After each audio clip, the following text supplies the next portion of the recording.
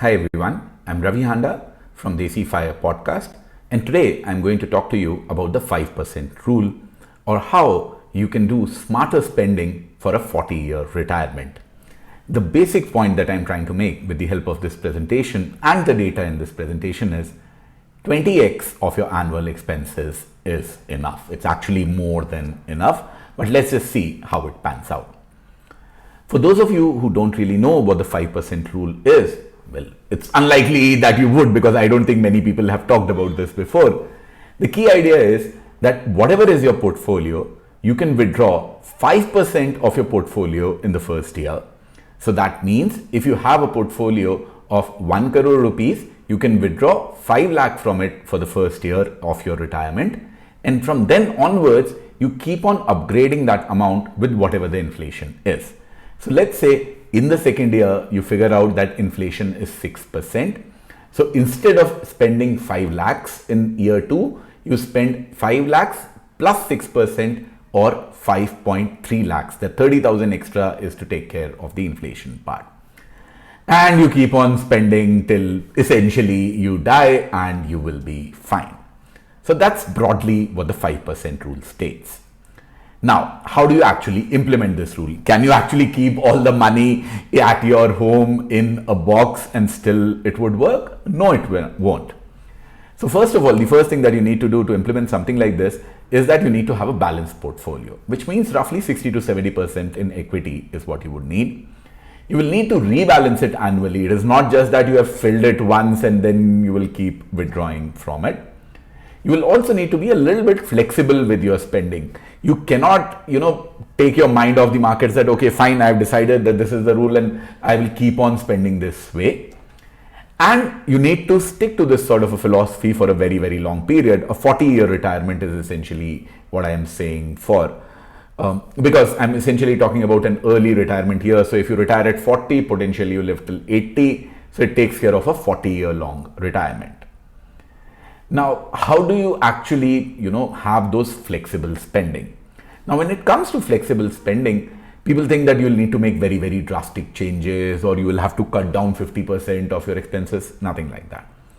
What you need to do is you need to forego inflation bumps in the years that there is a portfolio fall. What I mean by that is you have a portfolio which is 60% in equity and 40% in debt. You have a look at the portfolio next year as well. In case there is, your portfolio has actually fallen in value, then you don't take an inflation bump that particular year. Now, just by not taking that inflation bump, I'm not even talking about cutting your spending here. I'm talking about just by not taking that inflation bump. So suppose you went from 5 lakh to 5.3 lakhs and in the next year, the portfolio value has fallen. Then you stick to 5.3. I'm not even saying go back to 5. Just stick to those 5.3 lakhs and you will be fine. And just by making this small little tweak of not getting inflation bump only in the years when the portfolio falls, you essentially, you can push the withdrawal rates higher. So Morningstar did a study in 2025, which is the best flexible strategies for retirement income. And you can Google all of these. These are publicly studies, and that's why I mentioned their full names in all the charts, all the data, all the table that is used here will have the proper names. You start with a 3.7% baseline is what they started with. And they realized that if you forego this inflation bump, you will have to, you'll essentially move to a withdrawal rate of 4.2 or a plus 0.5%. Morningstar did another study when it comes to retirement spending, flexibility pays. In that, they took the baseline as 3.8. But once again, they found that there is a 4.3 is what you will get, or another 0.5% bump if you actually forego inflation. Ravi Saraogi did that study for India based on Indian data, and for him, the numbers were even more encouraging, probably because inflation in India is really high. So foregoing inflation made a huge impact. So he started with a baseline of 3.2%. And just by foregoing inflation, he was able to go to 3.8 to 4.8%. So just by this one tweak of not taking inflation hikes in the years the portfolio falls is essentially gets you a 0.6 to 1.6% raise in your withdrawal rates. Guyton-Klinger, who essentially, that's the 2006 paper, which essentially proposed this idea. In that, they started with a 4.2, and just because they were able to forego this inflation, they were able to bump up the withdrawal rates to 4.6 to 4.8. Now, Klinger actually wrote another paper in 2016, and I'll come to it a little bit later, but you should be able to find all of these research papers fairly easily by one simple Google search. Then comes the question that how often do you actually need to skip that? So, if you are skipping this inflation bump every year, then you will be left with very little to spend. So no, you don't really need to do it like every year. So Klinger, from the Guyton-Klinger study that I talked about here in 2006, the Klinger guy published a follow-up of that in 2016, where he talked about the historical data as well as some Monte Carlo simulations, and he figured out that the skip typically happens only once every 4 to 6 years. So it's not that you'll have to do it very, very frequently.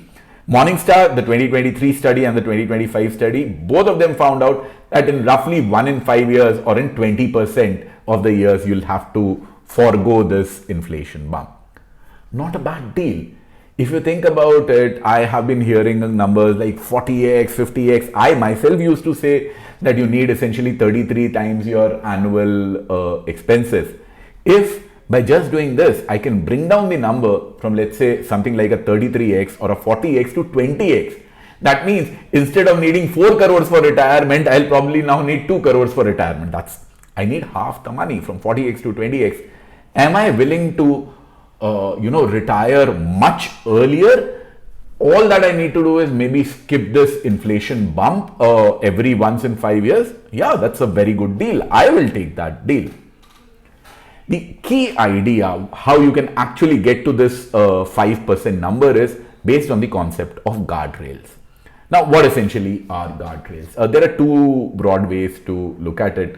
One example that I like to take is in a bowling alley, what you would have seen is that if there is a kid's lane, sometimes there is a kid's lane, and when the kid throws the ball, there are guardrails which are set on the bowling alley. So the ball goes, it doesn't go straight, but it bounces from one, bounces from another. It still goes and hits the balls.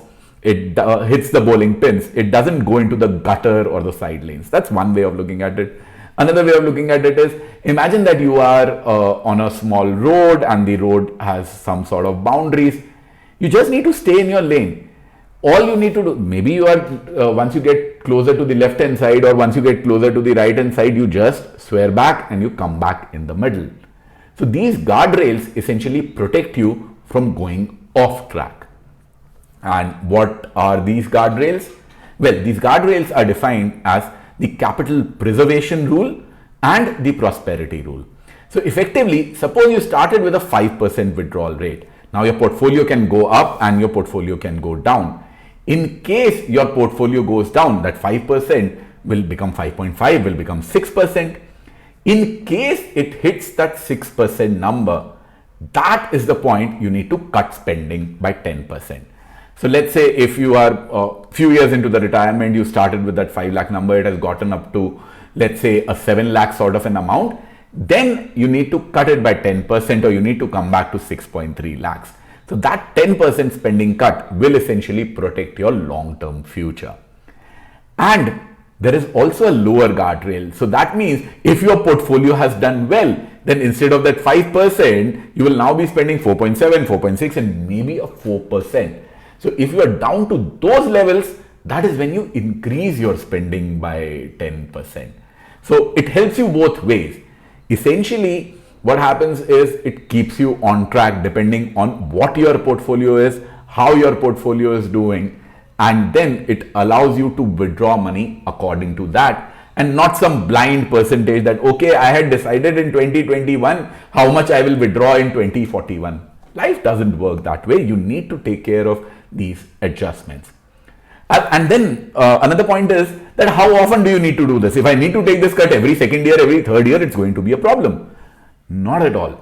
So guardrails, they looked at the data. So Guyton-Klinger, once again, they looked at the data. They realized that the freeze inflation after a market decline, that's typically happening every once in 6 years.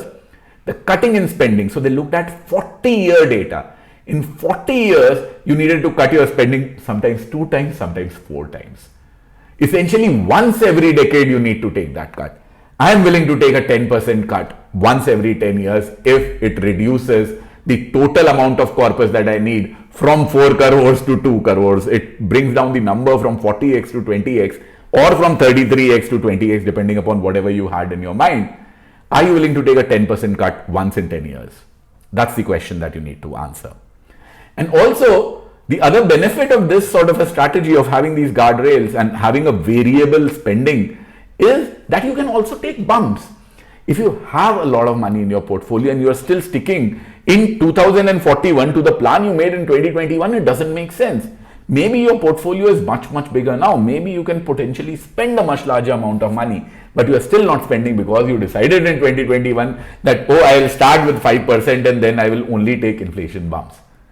And the good part is that the bumps, because markets tend to outperform, they're more in a bull run phase than in a bear phase. So these bumps, they are much more frequent. These bumps actually happen every 4 to 6 years in a 40-year period. So huge fan, lesser amount required, you can spend a more amount of money. But then comes the question, how viable is this? Does this even work? I am just saying some random theory. Can you actually believe that? Well, you should not. You need to look at data and you need to look at research. And that is where the 4% rule comes in. And essentially the first mention of any sort of a percentage withdrawal rule comes from a 1994 paper by William Bengen. Now Bengen, in that very paper in which the 4% rule comes, see, one of the biggest problems that I have with the 4% rule is people have just heard about the 4% rule in a YouTube video. They never went and actually searched and read the paper. It's a small 13-14 page paper.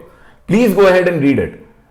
In that very paper, you will find this chart which is there on the screen, which talks about the number of years your portfolio will last at a 5% withdrawal rate. And what does this historical data tell us? Yeah, this is the name of the paper, Determining Withdrawal Rates Using Historical Data by Bengen, published in 1994. What it tells us is, out of a total of 51 data points, 35 years plus your portfolio lasted in 36 times. What it means is, in 70% of the scenarios, the 5% rule worked, even in the Bengen study, which gave us the 4% rule.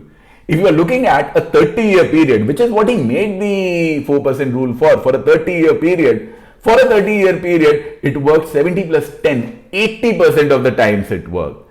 But still, people want the maximum safety and they try to consider the worst case scenario, and that is how the 4% rule got stuck, and which is a huge problem. It is misinterpretation of the data, it is being overly conservative, it is being overly paranoid. It simply doesn't make sense to take the worst case scenario and then plan your life in a static fashion around that.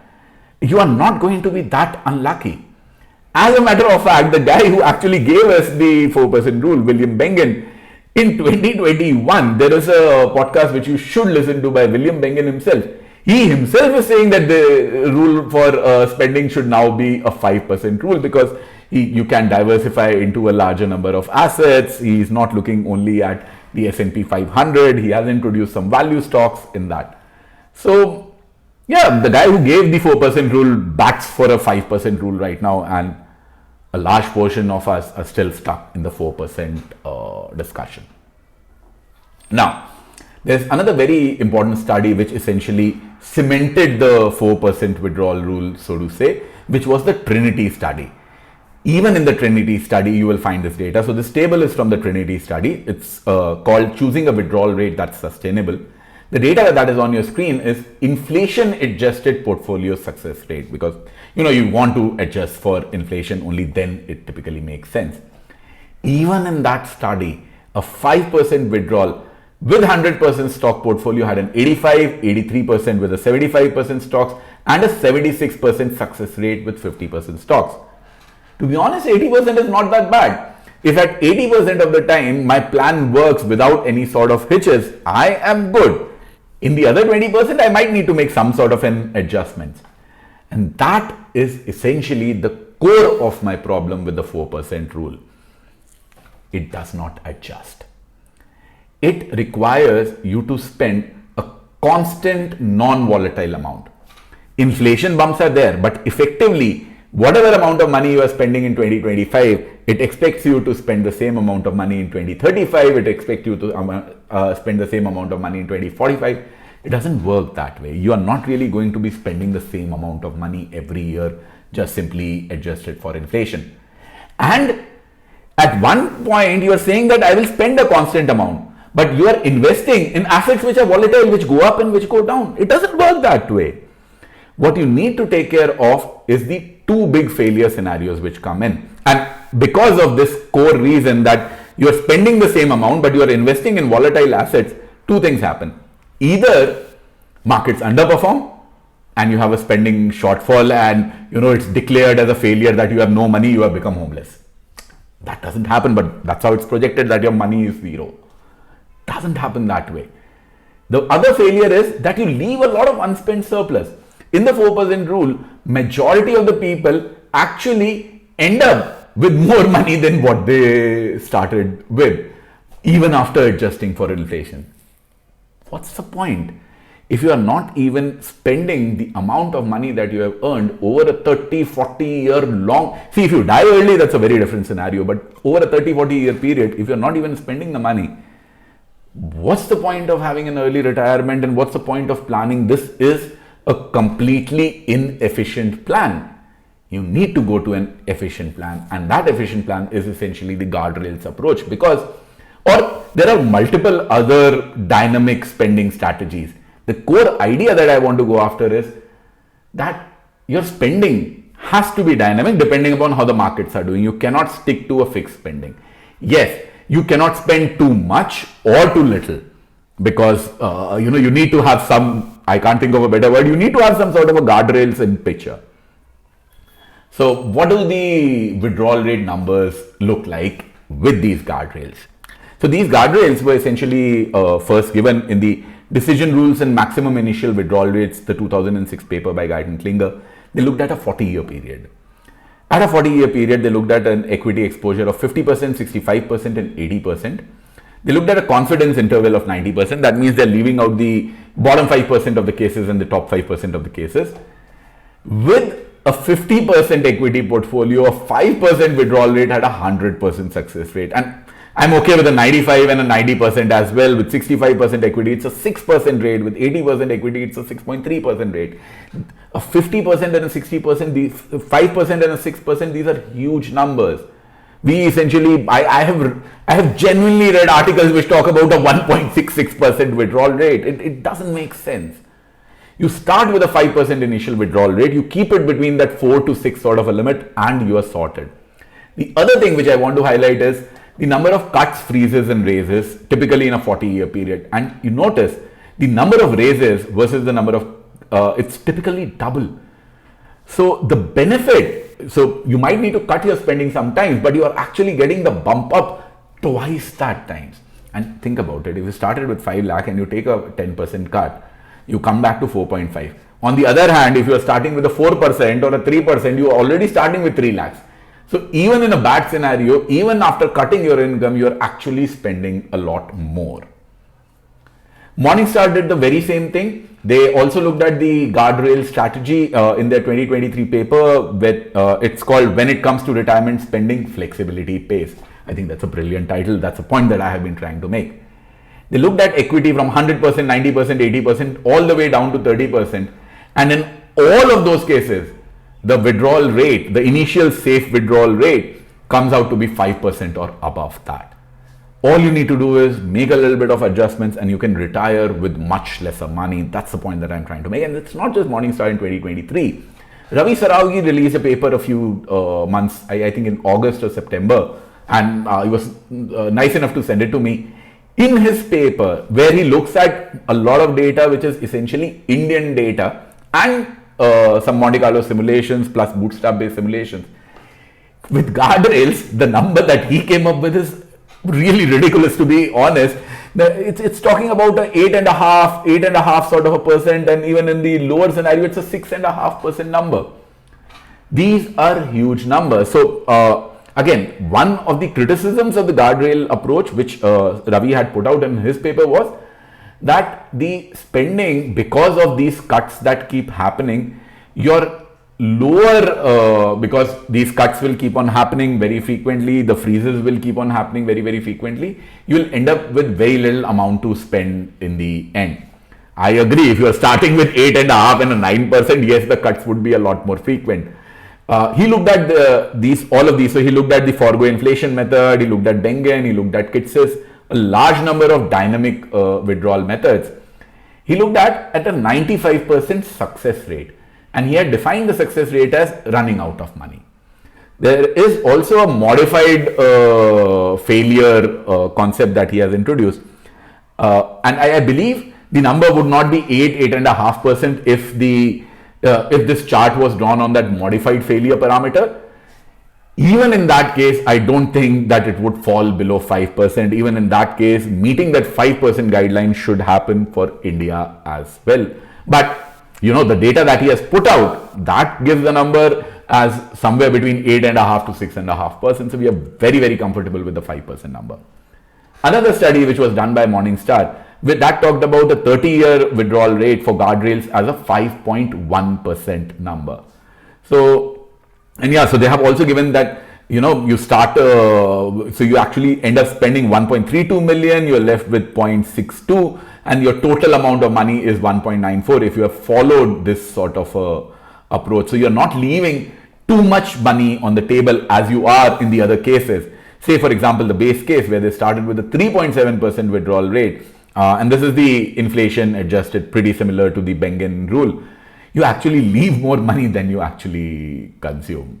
I'm not sure that I would like to leave so much. See, I need to leave some sort of money. I am fully in support of the inheritance concept, but it should not be a very huge number compared to what I have spent. I don't want to make money and spend a very small portion of it and leave a large legacy.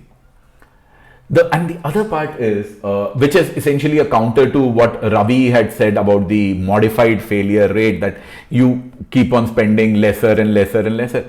Well, in your later years, you will spend a lot lesser amount of money. Blanchett, in exploring the retirement consumption puzzle, came up with the concept of the retirement spending smile.